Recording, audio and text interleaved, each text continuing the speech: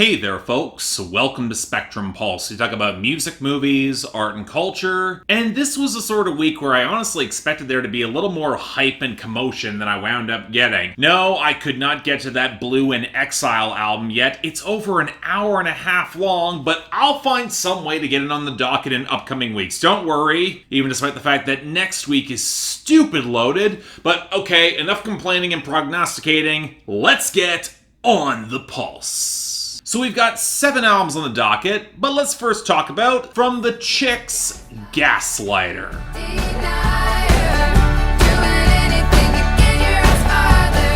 I already talked way too long about this album in particular. Put it bluntly, I wasn't the biggest fan of the Dixie Chicks 20 years ago, and I'm still not on this comeback, but for very different reasons. I'll give some points to Natalie Maines' writing, punching above for this glorified solo effort. Shame that the delivery and a lot of the pop production doesn't quite provide the organic support that it really should for this project. In other words, if you're on the hype machine or you're a longtime fan, this might be a bit of an odd sit, and it suddenly seems like there's a lot less of you than I expected. But for me, light 6 out of 10. Not bad by any means, just not for me.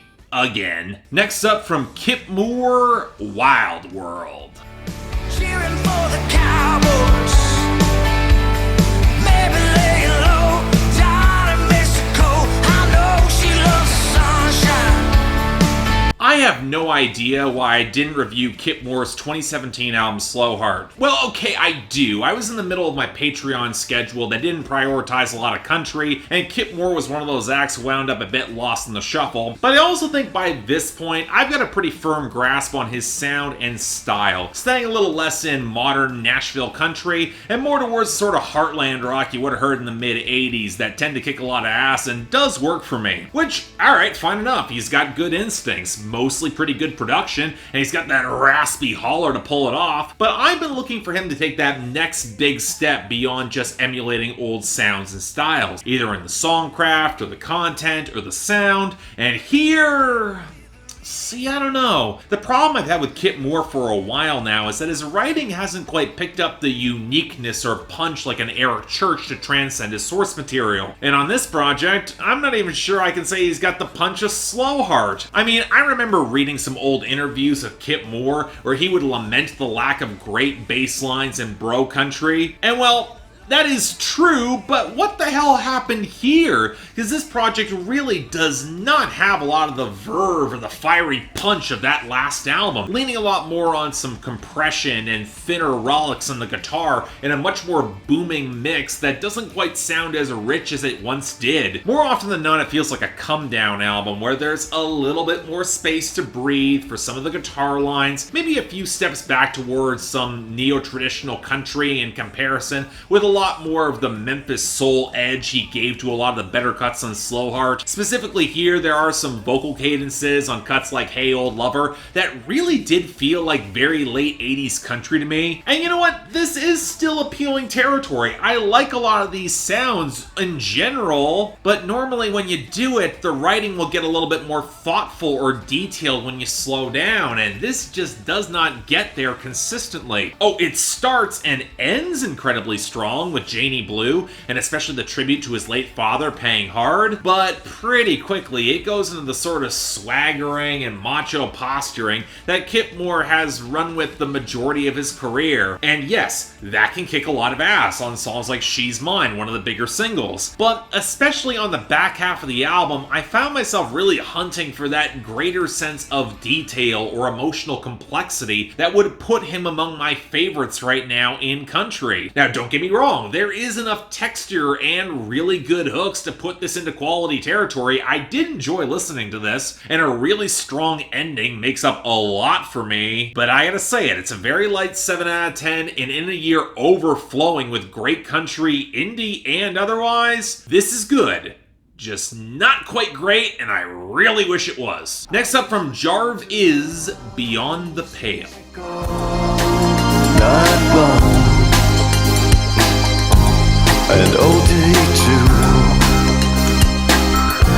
I was waiting for you. It's weird weird talking about Jarvis Cocker's solo career outside of Pulp, which I would argue, despite being often revered in the UK, doesn't often get their shine they deserve on this side of the Atlantic, most because the band kind of fizzled out by the turn of millennium, and a lot of people don't know more beyond common people. But Jarvis Cocker's always been a fascinating figure in rock. He's witty, he's descriptive, he's self-deprecating, he's really damn smart, and thus it's kind of a shame that his solo albums have never really clicked for me. He put out two in the 2000s that were alright enough, but kind of inessential. The latter was produced by Steve Albini of all people, and I'm still really on the fence whether or not it works at all. And after a rather abortive project in 2017, he's now got a new album with a new band here, and okay, remember that Kevin Max album from a couple weeks back that was really terrible, but pulling from a lot of 90s electronic music, doing so very badly, I should add? Well, I was kind of reminded of that tone with Cocker here, except by way of a clearer, more pop-ready, modern Dan Behar, and the fact that Jarvis Cocker has been integrating dance elements into the music since the Pulp days, and thus his taste in texture and groove tend to be a bit better, although not by much. Yeah, there's no way around this. Jarvis Cocker might have assembled a band that can give him a pretty okay groove. I generally like a lot of the ideas here, but a lot of the percussion production and guitar mixing is really lacking in color or real punch, and the synths often sound really chintzy. And yes, while that is indeed the point for a fair few of these songs, it's not mixed in a way to provide atmosphere or any sense of subversive edge. It just sounds really thin, and Jarvis Cocker doing a reserved Nick Cave impression on a couple songs is not helping. Apparently this album was assembled by dropping a lot of studio overdubs over live recordings, and man, you can tell in some of the mastering, especially in how nearly every song will run long and really not pay it off. Now, thankfully, Jarvis Cocker's still a really good writer, but if you're still not enamored with his stumbling, borderline parodic rock star swagger, perpetually horny but rarely able to satisfy, an id that is pitiful in its rampage, it can feel really self-indulgent really damn fast. And as someone who really does like Pulp, this does not hold a candle to what I know Jarvis Cocker and his band can deliver. So, strong 5 out of 10. I wanted this to work. Next up from the Aces, Under My Influence. Baby, I hate 'em too. But you know, I'm coming back to you.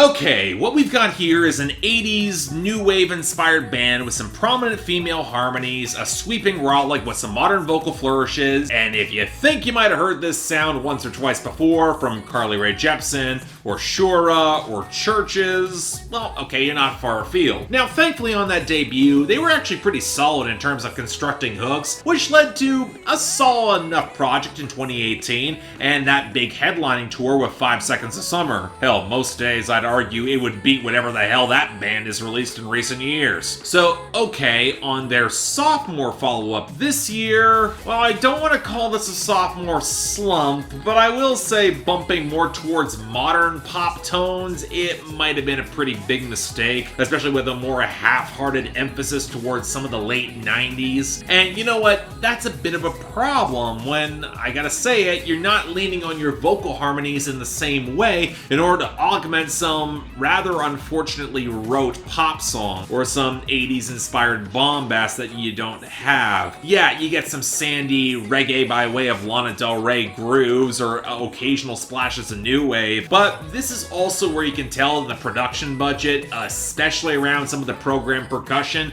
just is not doing them any favors. And I gotta be honest, none of the vocal lines really grab me as impressive or textured. Now this would be where I would go for the content for more, and this again is where the Aces kind of fall flat for me. With a lot of openly queer relationship drama, which is a nice touch, but outside of some of the welcome detail on 801, there's just not really much more to this to make it feel distinctive, especially in comparison with some of their peers. I don't know, just feels like they got a lot less interesting across the board, and without killer hooks courtesy of clunkier synths and guitar textures, this did not impress me all that much.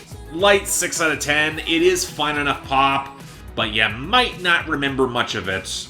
Just saying. Next up from Protomartyr, Ultimate Success Today. At us like a wild-eyed animal.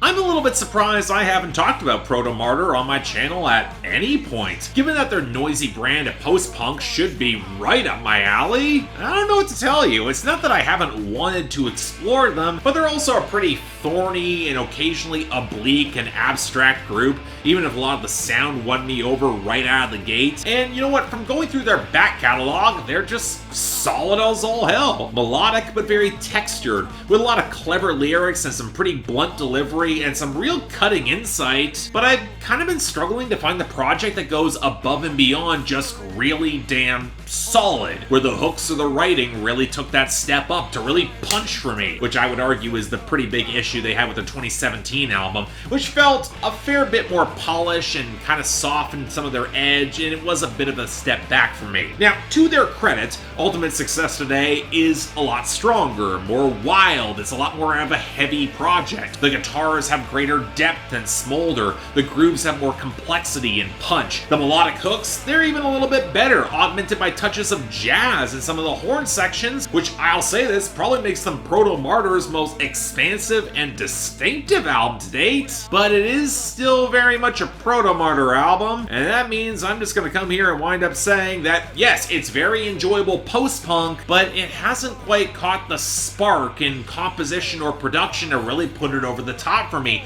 and it's close here too. Again, don't get me wrong, it's mostly driven off some of the great writing that will drive a lot deeper into their largely abstract commentary on rising authoritarianism around the world, driven by a lot of capitalism that's uncaring, that wants you to struggle and suffer, but suffer under the delusion that ultimate success today is indeed possible, which is why there's a lot more songs that have that feverish intensity that comes with trying to buy into some of that purpose when, in many cases, a lot of the simplistic approach to actually get there, it's just not going to be as much as it'll actually work. Really just a lot of propaganda pushed down at you. Now, of course, it's not the first time post-punk has touched on this. I remember similar commentary coming up across Aught's 2015 album, Sun Coming Down, which I really liked, but that project didn't feel as dystopian or borderline Swans-esque in some of the shambling grooves, but there was also some glimmers of hope there, or at least evidence that the system could be fractured, where Protomartyr's relentlessly downbeat clatter never deigns to break out that hard. There's no beautiful blue sky here, and more's a pity for that. And while I think there might be a bit of a Synthpop effect in that the music is depressingly real, without at least some fragment of optimism, is just not going to really work for me in a time like this, and I can see that being true for a lot of people. But we also aren't without post-punk that does punch above, like that Special Interest album from a couple weeks back that was just as bleak, but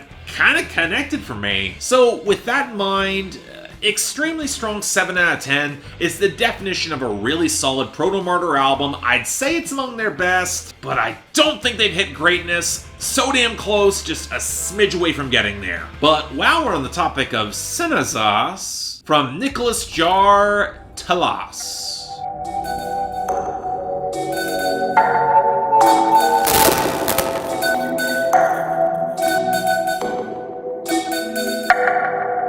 This is Nicolas Jaar's third album this year, the second under his own name, plus the one under Against All Logic. And I can't be the only one who feels that his choice to strike into more scattered, clattering ambient music that seems to have a little bit less direction is kind of questionable, right? Well, here's the odd thing about all this. Despite having some of that odd forcefulness to a lot of his arrangements that kind of separates him from, say, I don't know, when Tim Hecker takes similar ambient arrangements of a lot of flutes, and you got some of those sandy clatters, a lot of the hand percussion, some of the keening synth, Nicolas Jaar is more likely to throw in some oppressively dissonant synths and some damn near painfully high frequencies, but I also might actually like this more than Synthpop, or at least find it a little bit more intriguing to delve into than, I don't know, 2017, 2019, which only had a couple cuts I really love. I mean, once I grasped this was more of a textural experience, reminiscent of maybe Object, where it was more to marvel at how the synths will bend into the woodwinds and back again, or how the mix will always maintain some of that crackling organic texture to emphasize how intensely tactile this project can feel. Yeah, it's a little bit less lush than Cocoon Crush, but often just just as intriguing for me, but I gotta say, I found myself getting really immersed into some of the sputtering, jagged soundscapes a lot more, appreciating all those waves of crackling synth that will bounce off Telencima, or some of the plucked sparks that come on Telas, or the arpeggiated passages that feel a little bit more composed on Telehumo. And while many of these pieces can jut and clash even within the song with each other, a lot of the antisocial tendencies that I'll admit could make Seneza so oppressive to go back to are framed here in a rather intriguing way. There's a distinctive mood and method to some of the spiraling touches and the fractured melodies here, where you get kind of a fragment of the map and then Nicolas Jaar steps back and dares you to decode it, which is likely why he has also paired this album with a surrealist digital art and specific website that is all about highlighting how no sound has a real clear origin point, and what can be found by stripping it all down and stripping away from context, letting it all float free, that can be more interesting. Now, unlike Seneza's, this is not really a straightforward arc, so much as fractured, echoing pieces that are to be reassembled, and I'll admit that does kind of cut a little bit into the replay value for me, and I will admit there is something kind of hermetic about how Nicolas Jaar's music, which I'm not always in the mood for it, but I gotta admit, for ambient music, this was really intriguing. Strong 7 out of 10, if you're into this subgenre, yeah, give it a chance. Check this out. It was really nifty. And finally, the self-titled album from Lianna La Havas. Bottom of the sea. I have no idea why it's taken me this long to talk about Lianna La Havas, because frankly I should have talked about her 2015 sophomore album, Blood, an absolutely terrific blend of organic soul and R&B that was excellently written, really textured, extremely well performed. I mean, it wasn't particularly groundbreaking in terms of the sound or arrangements, but when it sounds this warm and rich, it was really hard to deny it. Great project. And you could tell that her British side comes through in how poised and tasteful it could feel, which, yeah, I kind of alternate on whether that's a good thing or not, but it's been a long 5 years since Blood, so alright, what did we get with this self-titled album? Well, pretty much exactly what you would expect from Lianne La Havas. It's not quite as colorful or dynamic as Blood was, but the foundation is still really rock solid, with great sounding live percussion and a lot of supple bass grooves to back up the keys and the guitar, and Lianne La Havas is her husky delivery sounding more organic and emotive than ever before, with maybe even a few passing glimpses towards Janelle Monáe, some of her inflection, circa the back half of the Arcandroid, and that was a nice touch. I love that album. But this is a little bit more down-tempo and desaturated, the keys and the guitars sliding amidst watery layers, with chord progressions that owe a fair bit more to jazz. We can tell that some of the rollicking, pop-adjacent cuts on this album, like, say, Can't Fight, they probably owe more to the Muramasa collaboration in the production than a desire for a little bit more of a single or to be more accessible. But I'll also admit, it can start to feel a little languid at spots if you're not engaged with the arc of the album, or you're not riding into a lot of the textured percussion grooves and bass that bounce from a lot of hip-hop to even touches of Brazilian samba, especially with more than a few songs that will run over the 5-minute mark. I mean, more because the songs just don't quite have the same melodic diversity as they did on Blood that made that album so easy to go back to. Yes, there is a really great Radiohead cover of Weird Fishes from In Rainbows that absolutely fits the vibe and ramps up the intensity for nearly 6 glorious minutes, and